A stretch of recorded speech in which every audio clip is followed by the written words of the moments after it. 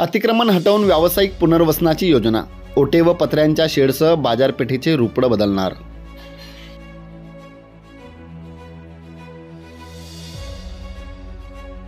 तळोदा शहरातील अतिक्रमित जागेवर व्यवसाय करणाऱ्या लहान व्यावसायिकांसाठी नगरपालिकेने व्यापारी संकुलाच्या मागे असलेले अतिक्रमित जागेवरील धान्य मार्केट, भाजी मार्केट आदी ठिकाणी अतिक्रमण करून व्यवसाय सुरू केलेल्या व्यावसायिकांना स्थायी जागा देण्याच्या उद्देशाने नगरपालिकेने आमदार निधीतून विशेष योजना तयार केली आहे।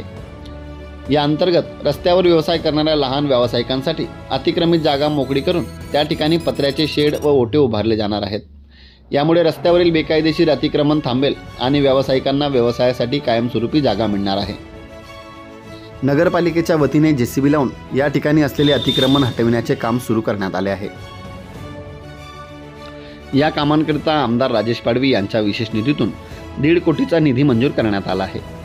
भाजी मार्केट, धान्य मार्केट आणि मासे विक्री मार्केट या ठिकाणी कामे सुरू आहेत। याशिवाय जुने भाजी मार्केटचे नूतनीकरण करून भाजी विक्रेत्यांना व्यवस्थित जागा उपलब्ध करून देण्यात येणार आहे। या ठिकाणी व्यावसायिकांसाठी व ग्राहकांसाठी शौचालय व मुतारीची व्यवस्था देखील केली जाणार आहे। नगरपालिकेच्या या निर्णयामुळे बाजारपेठ सुशोभित होऊन मुख्य व्यापार केंद्र म्हणून विकसित होईल, असा विश्वास मिळकत लिपिक मोहन माडी यांनी व्यक्त केला आहे।